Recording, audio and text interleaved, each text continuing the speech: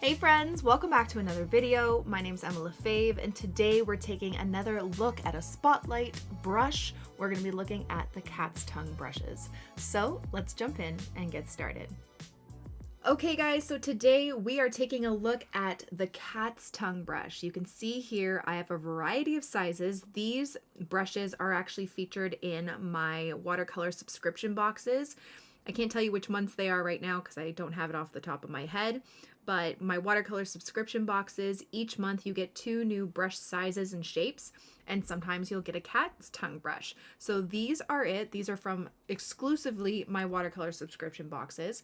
We are selling them in pairs as the months go on, so check out craftimo.com to see what's available at the moment, but these are the ones that are included in various boxes of mine. So I thought I'd show you with them today. So a cat's tongue brush is wide when you kind of have it flat side down, and it comes to a nice little point, and then when you turn it to the side it's flatter. So it's not like a round brush, but it's because it is flat, but it has some similarities to a round brush. And these brushes are actually a lot of fun for a variety of reasons. So I'm going to show you some fun things that you can do with them. With any brush, I definitely suggest you just get to know it by making various marks all over your pages. See what it can do. So let's start by doing that. I'm going to start out with the medium size 8 cat's tongue brush, and I'm just going to grab any color in here. Let's grab this red color. I'm using my Paul Rubens watercolors today in my palette, and I have my Etcher Lab cold press watercolor sketchbook. And the first thing I do when I get to know a new brush is I just make marks, like I said. So I'm going to try and use really heavy pressure, so flat side down. I'm going to start out with light pressure, and I'm going to press down to the heaviest pressure to the belly of the brush, not to the ferrule, just the belly, the thickest part, and just make a mark just to see how thick I can make my lines. Then I might tilt it to the side and use the flatter side, and I'm just going to again press down just to see how thick I can make those marks. I'll use light pressure to see how thin I can make these marks. Cat's tongue brushes usually have a really nice point, so you can go from something as thick to this, so getting a really nice background wash, to these really fine detailed strokes, which is awesome. Okay, you can go any way. I love the points on our brushes. They're just so fine. So you can almost use these as detail brushes, but then also, you know, use them to fill up quite a significant area of your page if you need to. So these are really versatile in that sense. Then use the shape of the brush. Sometimes I like to just dab and just see what shapes a brush can make. Like, look at these petal shapes that you can get. Effortless petal shapes. Now obviously it's pooling in one area, so you would want to go back in and just move the water around, but you can make these effortless petal shapes with this brush. Okay? Which is a lot of fun. You can also just tilt it on its side and maybe, you know, create some textured dry brush, which I like to use for mountains, which I'm going to show you in an example. Okay, and then we can do our light pressure to heavy pressure strokes and get these perfect leaf shapes. Turn it on its side, try the same thing. You can get thinner ones. It's a very versatile brush. Okay, so now that I kind of have a familiarity with the marks that it can make, let's try out some of my, you know, go-to flowers. Let's try out maybe some landscape kind of stuff, and just get to know these brushes. So I'm going to start off with like a purpley color here. And I'm just going to start off by making the petal shapes that we were doing. So I want to make sure that the water is going up to where the belly is, because when I press it down, I want to make sure I get that full rounded shape, because if I just leave it halfway, I'm going to get kind of like a shorter, maybe blunt shape, which is totally fine too. But we can just kind of practice making these effortless shapes for flowers. You can even tilt it on its side and make thinner ones. Like, look at that. Just by simply pressing down and lifting. Okay?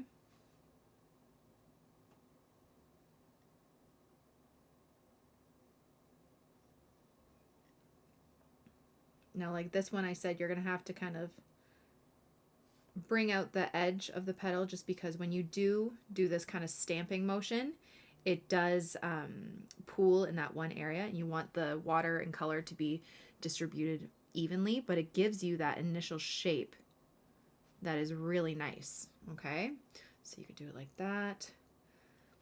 Let's do like a C curve. Get these nice petals that have kind of jagged edges. You do like a peony shape. And I find turning it on its side kind of gives you that almost like a round brush C curve.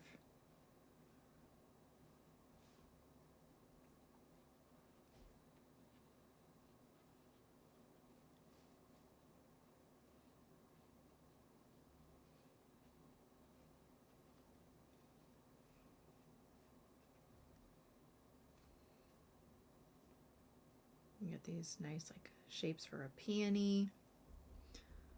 And then, like I said about having the detail thin edges, you can just create these beautiful tiny little stems and then like a leaf shape with the tip.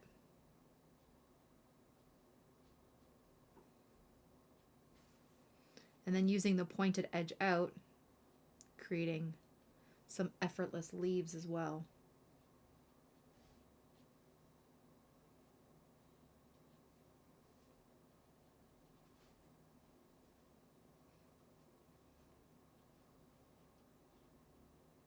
However you want to use it. So this is actually a really great brush for florals, which I will probably use a bit more on my channel.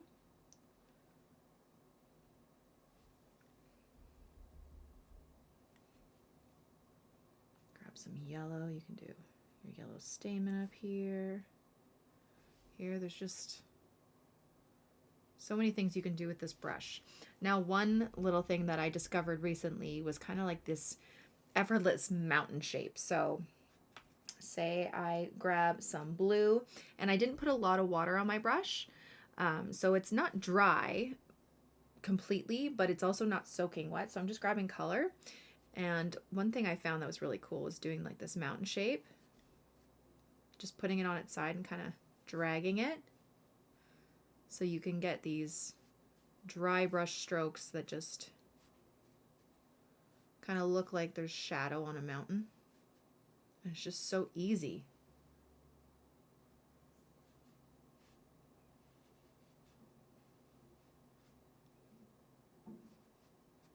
Take some of that color off, make it even lighter. Like that. And then you can always go back in and add your detail. I feel like this, because the squareness of the base of this brush, it allows for like this awesome straight edge, but also has like this angle because of the cat's tongue. I don't know, it's just really cool and very neat to work with. But then, like I said, you can also just grab a bunch of color and create a sky. You know, you can fill up quite a lot of space with this brush because it is so thick. And then it goes right to its thin tips, so you can add that detail.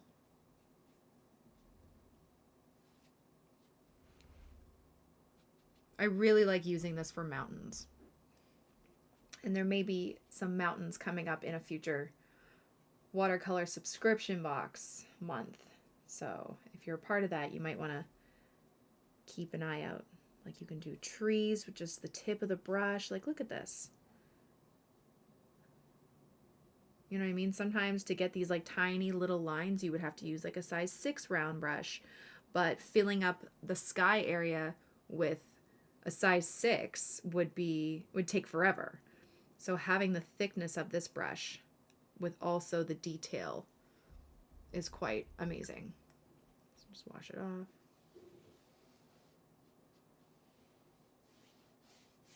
Blend out the bottom. I don't know, it's very cool. So it's great for flowers, great for landscapes. I mean, there's just so many things you can do with it. So if you have access to a cat's tongue brush, I definitely suggest you give it a try. Even these tiny little detailed ones, like you can create the tiniest little, you know, petals and little leaves and just, I don't know, they're just really fun to use. So I definitely suggest you look into trying one if you have access to them. Again, I will link Craftimo's website below. You can see which months or like individual sets of brushes are out right now. And if you're looking into buying our subscription boxes, this may be your last chance. We have just reopened subscriptions for those who have not purchased a subscription box or a subscription in general. You will get your first box in September. You can purchase it 1 month at a time, 6-month membership, or the full year. It only is 1 calendar year. There's not going to be any new boxes starting in January. So if you haven't got a subscription box, you're going to be getting the boxes that came out this past January. And if you already have that, then you wouldn't want to subscribe again. But if you are looking into purchasing these brushes, you get paint, you get a tutorial, paper. It's honestly so much fun and it's awesome. I would definitely look into it. So check out the link below for Craftimo's website and our subscription boxes. And I really hope you enjoyed that quick little look into our cat's tongue brushes. Once again, thank you guys so much for watching. I really hope you enjoyed this tutorial. I hope you enjoyed our video and learned something. Don't forget to subscribe to this channel and follow me on Instagram and all my other platforms for tons more content. I'll see you guys again soon. Bye.